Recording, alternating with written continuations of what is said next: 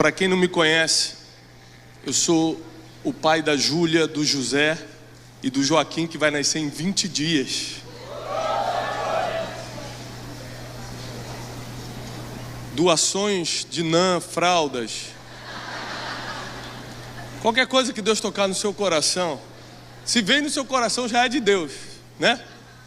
E eu trouxe uma foto da minha família, não sei se já chegou aí, devo colocar. Bom, como vocês perceberam, eu me dei bem.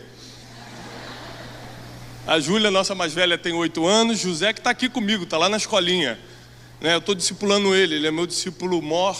É o que eu estou investindo mais de todo mundo que Deus tem me dado para discipular por aí. E José está aqui comigo, está lá na escolinha, vocês vão conhecer ele mais no final.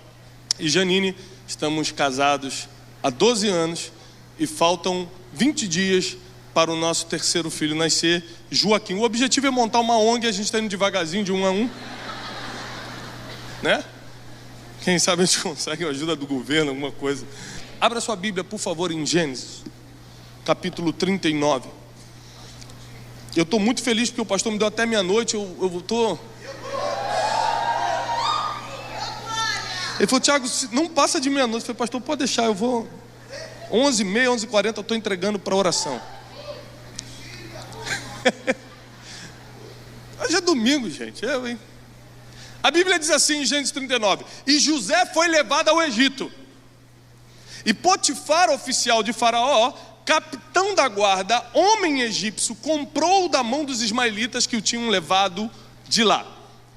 Para quem não tem essa informação, eu vou lhe dar algumas informações preciosas. Por exemplo, José tinha 17 anos quando foi vendido para o Egito. Quantos anos? 17 anos. Quando você tem 17 anos, você já tem uma noção do que é a vida? Não? Não sabe que maconha pode ou não pode com 17 anos? Não tem noção, não tem ideia. Se jogar da ponte, eu vou morrer ou não vou morrer? Não sei, não tenho a mínima ideia. Com 17 anos, você tem noção do que é a vida? Pô, pelo amor de Deus, meu filho tem 4 anos e sabe que se ele cair daqui, ele vai se machucar. Com 17 anos, ele tem ideia do que é a vida. Com 17 anos você já viu muita coisa. Com 17 anos, ou você já sabe que teve uma infância traumática, abusiva, ou você sabe que teve uma infância que te deu respaldo de amor, que te deu experiências boas e criaram, assim, uma percepção de mundo positiva. Outros têm uma percepção de mundo negativa por causa da criação que tiveram. Até os 17 anos, você experimenta muita coisa. Até os 17 anos, você já viveu algumas coisas. 17 anos é uma vida. Ele não foi vendido ao Egito como criança, como jovem. Ele tinha 17 anos, ele já tinha algumas noções, ele já tinha aprendido algumas coisas. E a Bíblia diz no versículo 2: e o Senhor estava com José, e ele foi homem. E ele foi homem. Então aqui você tem que pensar um pouquinho nesse versículo. A gente lê muito a Bíblia sem meditar, sem questionar, e a gente acaba não entendendo. Ele estava sendo vendido nesse momento. Ele acabou de ser tirado do seu pai, vendido pelos seus próprios irmãos de sangue.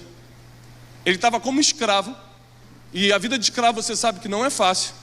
E a Bíblia diz que ele foi vendido para a casa de um homem chamado Potifar. O Senhor estava com ele e ele era homem próspero.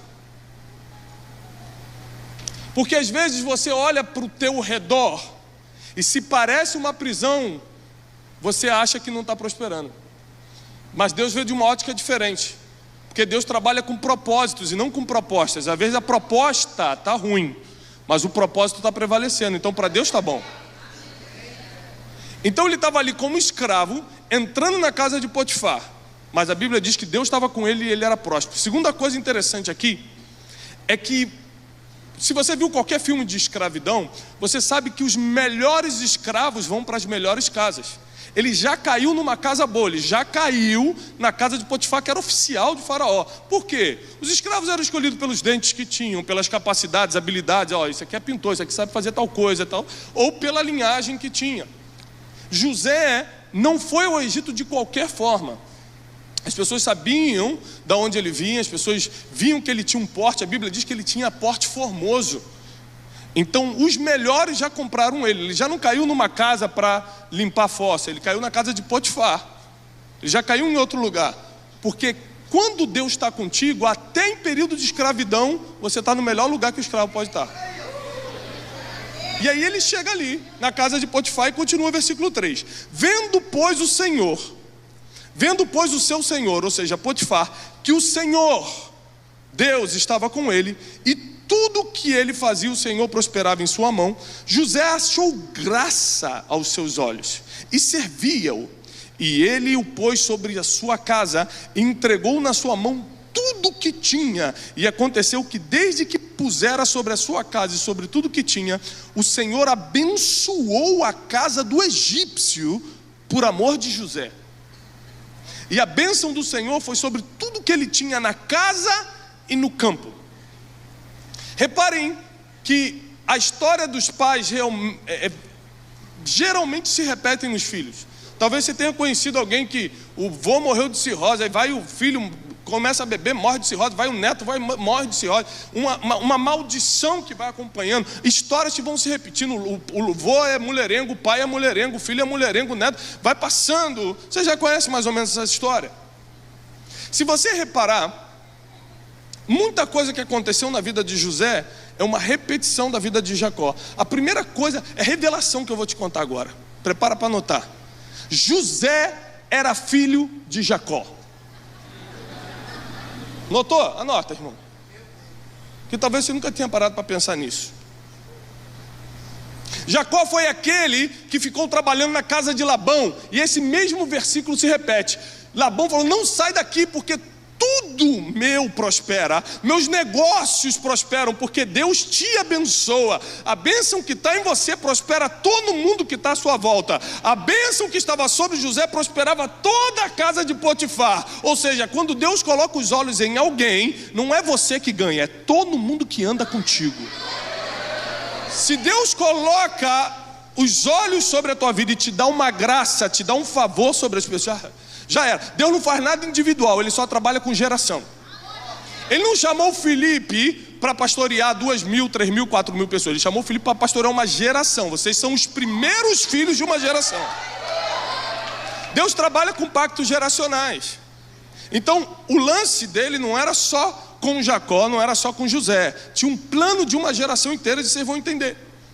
Agora, quando você olha para a história de José, José aqui no próximo versículo vai ser tentado pela esposa de Faraó. Eu vou adiantar, não vou ler tudo, eu ia ler tudo, eu gosto de ler a Bíblia, mas vou adiantar aqui para vocês. Ele entra na casa de Potifar, começa a prosperar, tudo vai para a mão dele. Ele começa a ficar: meu Deus, tudo está na minha mão. Imagina, eu era escravo dias atrás sendo vendido, agora eu sou um mordomo de luxo, agora eu tenho tudo, tenho roupa de linho, tem cordão de ouro, está tudo funcionando. Aí vem a desgraçada da esposa. Desgraçada é desprovida de graça. Vem a desprovida de graça da esposa de Faraó. Põe os olhos nele, porque ele era bonito. Porque presta atenção, se tem uma coisa que você fica quando Deus está contigo, é bonito. Você fica bonito.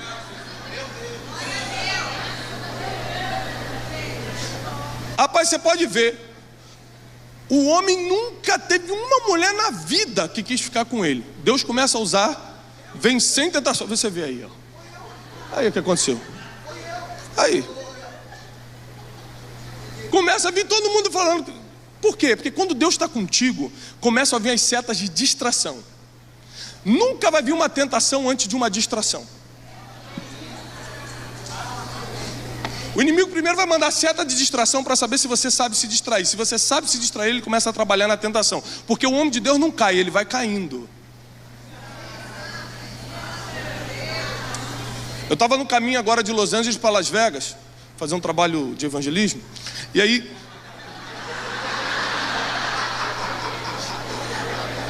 bom, voltando aqui, eu fui pregar numa conferência em Las Vegas essa semana.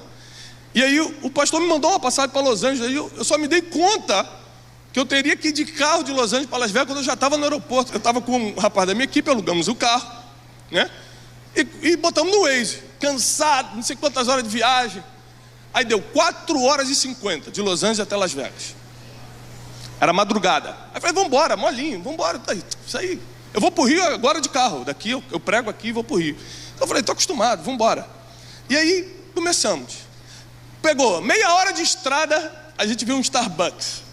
Aí, caramba, cafezinho, delícia, vamos. Aí, pum, para. Aí, para Starbucks, toma, meia hora tomando cafezinho, caramba, que legal, tamo, né? Vamos voltar para a estrada? Vamos, pum. Passa uma hora, a gente passa por uma hamburgueria chamada In-N-Out. Só tem na Califórnia essa, né? Maravilhosa. Aí eu falei, aí o cara, vamos parar? Eu falei, pô, não tô com muita fome. Ele falou, cara, mas só tem na Califórnia. Eu falei, cara, então vamos parar, pô. Só tem aqui, cara, vamos parar, vamos. Não tá nem com fome, mas vamos comer esse troço, pô. A gente precisa postar uma foto que comeu esse troço. Só eu comi, ninguém comeu. Aí paramos, aí para no In-N-Out, pede hambúrguer e vai. Um trajeto que era de 4 horas e 50 no Waze, que não falha. O Waze está quase igual a Deus, não falha, irmão. Aqui no Rio de Janeiro ele tem mandado pessoas, inclusive, para seus destinos finais. Ele trabalha como Deus e como Satanás, de vez em quando. Está fazendo trabalho duplo, Waze. Mas um trajeto de 4 horas e 50, nós demoramos quase 8 e tivemos que dormir no caminho, porque as distrações da estrada fizeram a gente chegar atrasado no destino. Então, às vezes as coisas vêm, não é nem para te derrubar ainda, é só para fazer você ir mais lento, ir se distraindo e ficando distraído para que o destino comece a atrasar. Para que você chegue fora da hora no destino, para que você tenha que ficar pelo caminho. A mulher de Potifar era um projeto de distração na vida de José. O que a gente vê, aí José resistiu, nossa que lindo, Deus estava com ele. A Bíblia não diz que tinha anjo do lado dele. A Bíblia não diz que Deus estava protegendo ele da tentação. A Bíblia só diz que Deus estava prosperando ele. Só isso que Deus estava fazendo, Deus estava prosperando José. Você sabe o que aconteceu aqui? É a frase que eu falei no início. De quem José era filho? De Jacó. Se você não sabe, esse é o básico da psicologia. Tudo que você entende sobre o mundo, você recebeu do seu pai. Pastor, eu não tive pai. Já te explico então o que aconteceu contigo. Pastor, eu tive problema sério de ausência, de abuso, de abandono. Eu sei como é que é. Minha esposa é fruto disso, eu conheço outras pessoas, eu sei como é. Mas só que para quem teve pai em casa, o que você entende de mundo vem do pai. Eu estou no altar hoje porque meu pai me deu esse destino. Meu pai falou, você pode ser o que quiser, mas você vai ser do altar. Você pode tentar ser advogado, você pode tentar ser empresário, como tentei e quebrei. Você pode fazer o que quiser, mas você nasceu para o altar. Porque quando você estava na barriga da tua mãe, eu falei, esse é do altar. O pai dá destino para os seus filhos. E nós repetimos o que vemos o nosso pai fazer. Sabe por que eu nunca discuti no trânsito da minha vida? Porque eu nunca vi meu pai fazendo isso. A pessoa passava, xingava, meu pai, Deus te abençoe, irmão. Hoje eu não mando um Deus te abençoe porque os mundos mudaram. A pessoa passa por mim, buzina, eu abaixo e falo, eu mando, irmão, fuzilo ele na língua estranha. O irmão fala, que isso, rapaz? Tá me xingando? Eu falei, não, rapaz, tá te abençoando, pô. Mas como é que eu vou xingar em língua estranha? Não tem como, é só bênção. Ou seja, o pai, principalmente a figura paterna, ele cria uma impressão de mundo no filho. Eu gosto de trazer meu filho para me ver pregar, porque ele saiba que o melhor lugar para estar é no altar. Essa é a responsabilidade do pai, é colocar os limites, saber o que pode e o que não pode, qual é o melhor caminho. O filho não se preocupa muito com o que você fala, ele se preocupa com o que você faz. Ele aprende não com o que você está mandando, mas com o que você está fazendo. De quem José era filho? A gente vê José vencendo, a gente vê José vencendo as tentações, a gente vê José sentando no governo, e a gente acha que foi um passe de mágica, que Deus tinha um propósito tremendo, eterno. A gente esquece que ele era filho de Jacó. Jacó, o homem que lutou com o anjo e venceu. Ele era filho de um homem que lutou com Deus e prevaleceu. Ele era filho de um homem que trabalhou 14 anos por amor da mãe dele. Como é que ele ia se deitar com a mulher de Potifar se o pai dele trabalhou 14 anos por amor de uma mulher? Ele falou, não, isso não é o modelo que eu tenho.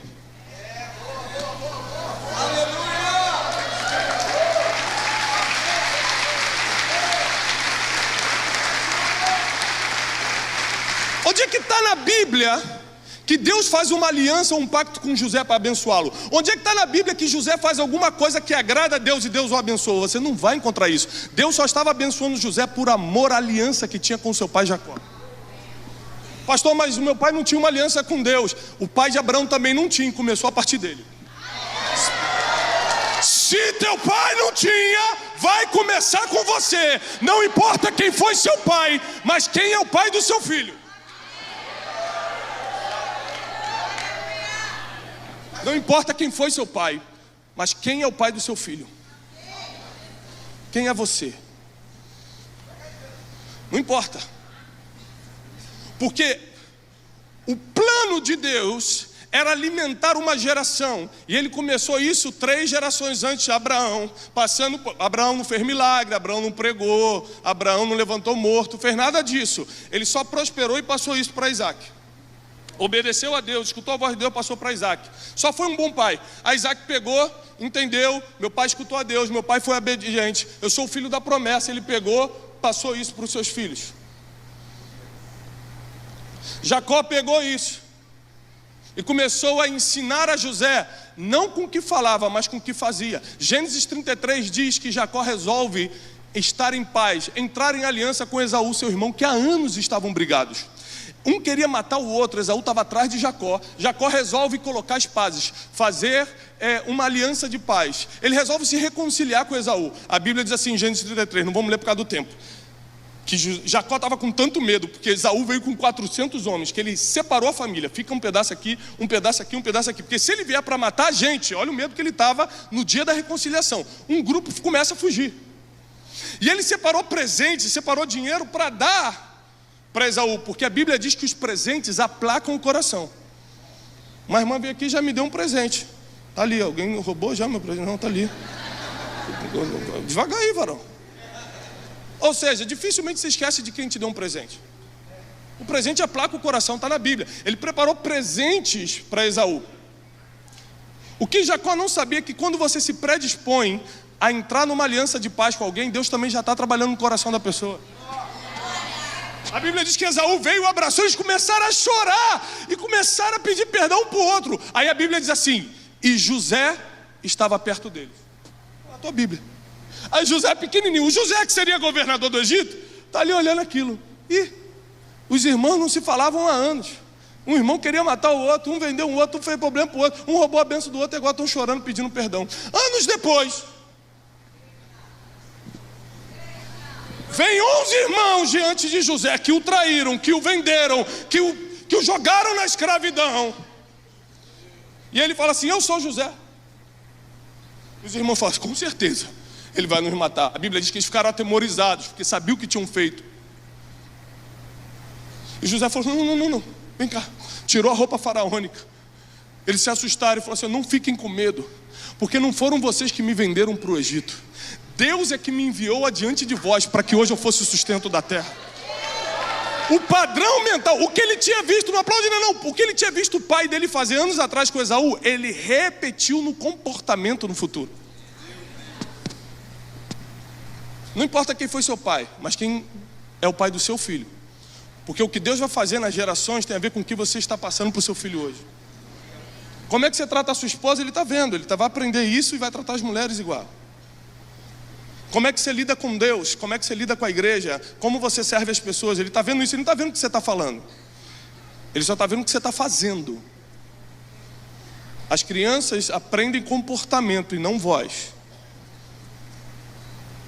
E Deus estava preocupado com a próxima geração, sabe por quê? Porque se José caísse aqui com a mulher de Potifar, uma geração ia morrer de fome anos depois. Se Jacó falhasse em educar José, uma geração ia morrer de fome. Porque Deus está preservando o teu ministério, Deus está te levantando, porque você e a tua descendência vai alimentar uma geração inteira. Você não vai cair, você não vai ficar no meio do caminho, porque o que Deus está te dando é para alimentar todo mundo. E é por isso que o maior trabalho do inimigo é tirar o pai de casa. Porque se ele tirar o pai de casa, acaba a referência de tudo, de limites, de tudo. Está me acompanhando aqui o Michael, um amigo de infância, que hoje é policial militar. E ele é bem vibrador do choque, entra na favela, não sei o quê. E ele veio me mostrar um documentário que ele está fazendo, que inclusive eu vou colocar no clube de inteligência, o nosso clube. Vou fazer um documentário chamado Paternidade. Ele entra com a câmera, com a GoPro, aborda o bandido, em vez de matar, que é o que todo mundo quer fazer, ele prende o cara e começa a entrevistar. Você mora onde? Eu moro aqui na favela tal. Você mora com quem? Moro com a minha mãe. Cadê o teu pai? 100% das entrevistas, os traficantes respondem: não sei, não conheço, está preso, não me registrou. A intenção do inimigo é só tirar o pai de casa, para que a próxima geração morra de fome. Para que cabe a provisão, a proteção e o destino profético da criança e da geração que vem. Se você vê, botar no dedo, quem é o filho de pastor famoso que fez um trabalho maior do que o pai? Difícil encontrar, porque a gente está morrendo na gente mesmo, a gente não está preparando a próxima geração. O pastor Felipe pregou hoje aqui no primeiro culto, que teve a igreja de Atos que começou e a igreja de Atos que foi para fora. Nós somos a geração que estamos vindo para fora, mas a gente também está vindo de uma geração que trabalhou tanto dentro que está difícil ir para fora agora. E quando você não tem pai natural, Deus, Ele é tão misericordioso que Ele vai colocar pessoas no teu caminho para te ensinar o que um pai natural te ensinaria. Vai botar mentores, pastores. É por isso que o inimigo tenta corromper os pastores, para justamente ferir a imagem de pai. Fala assim: pô, meu pai me abandonou e agora esse pastor fez isso comigo. Aí pronto. Olha como é que a estratégia é minuciosa. Mas José era filho de Jacó, um dos grandes empreendedores. As pessoas não entendem como é que com 30 anos ele estava administrando o Egito. Ele era filho de Jacó, que prosperava com 3 ovelhas, fazia virar 300. Jacó, o grande empreendedor. Agora é o seguinte: Jacó era conhecido como traiçoeiro, como dava jeitinho. Jacó era conhecido como enganador. José não era conhecido como isso não, porque os erros do pai não precisam passar para os filhos.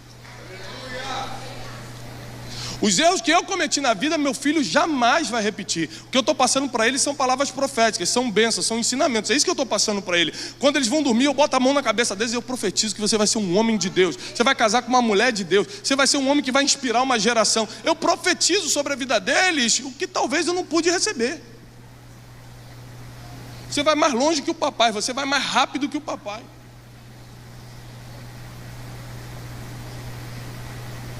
Chegou um momento que você precisa decidir quem é o pai do seu filho, porque ele está vendo você hoje, e a geração está dependendo da sua decisão, de como você está levando a vida com Deus e para Deus, para saber o que eles vão comer. As pessoas não sabem. Eu lembro que uma vez Deus me falou, os vídeos da internet, muita gente já me parou: olha, eu te acompanho na internet, eu vi teus vídeos. Isso foi uma orientação que Deus me deu para você. As pessoas estão sem comida, começa a alimentar as pessoas. Eu falei: Jesus, pai, mas eu tenho viajado, eu tenho pregado nas igrejas. Não. Começa a alimentar milhões de pessoas. Eu estou pregando hoje aqui para 2.000, não sei, 3.000. Mas quando esse vídeo subir na internet, 10 milhões vão ver. 10 milhões de pessoas vão parar para pensar o seguinte: caramba, eu tenho sido um bom pai para o meu filho? O que eu recebi do meu pai foi bom o suficiente para eu pegar e melhorar, ou foi tão ruim que eu tenho que pedir para Deus ter misericórdia e começar a partir de mim, como começou a partir de Abraão? O que Terá fez ou deixou de fazer lá em Ur dos Caldeus não passou para Abraão, não. Ele deixou lá em Ur dos Caldeus e foi para a terra prometida, que vai começar a bênção de mim. Muitos de vocês vão ser os patriarcas, ou seja, vai começar de você para a sua descendência.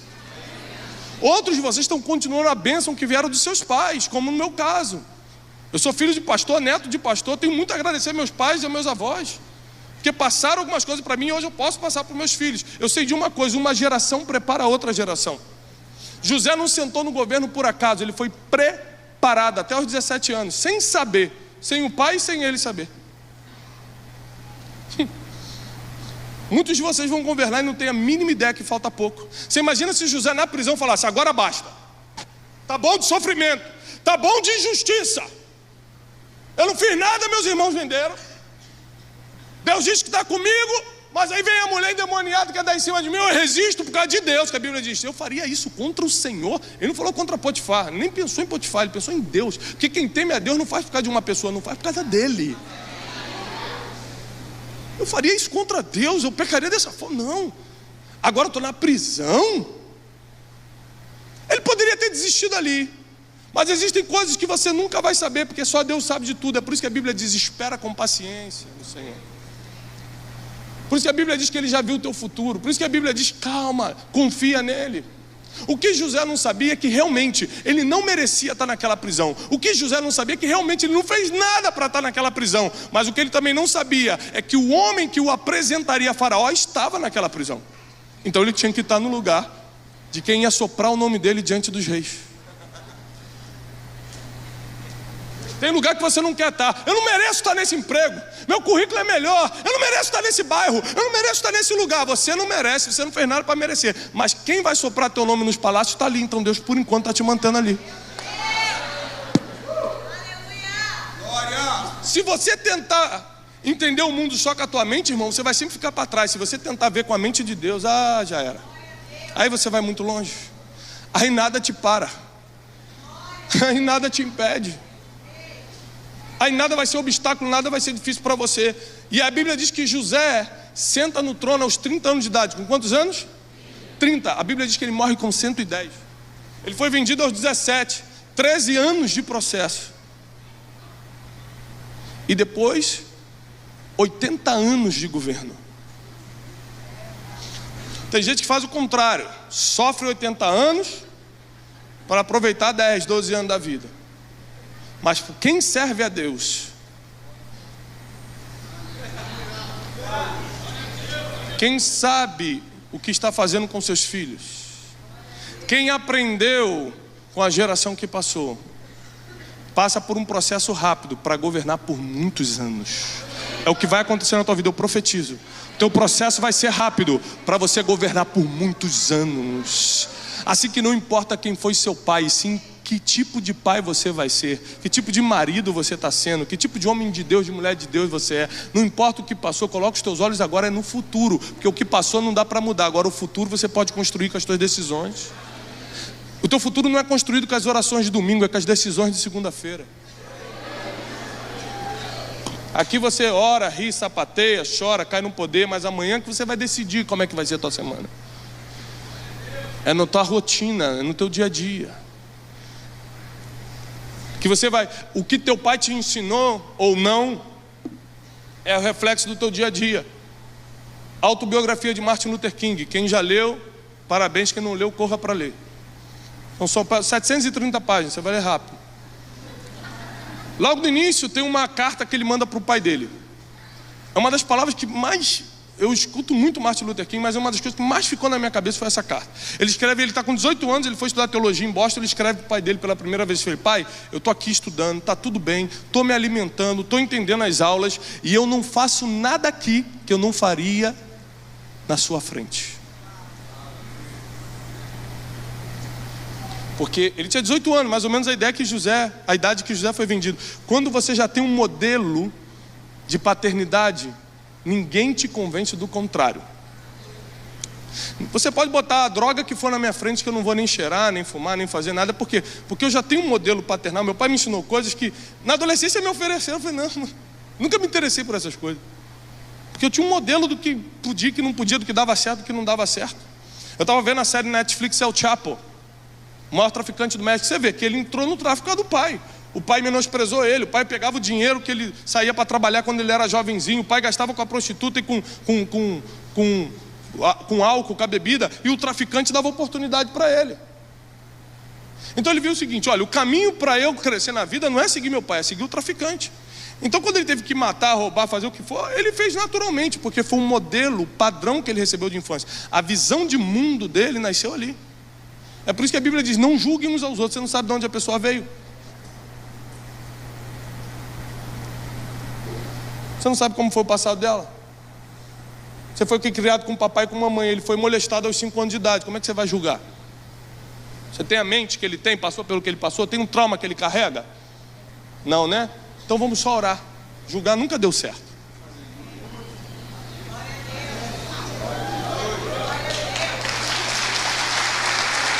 Nunca deu certo. Eu vou encerrar aqui agora.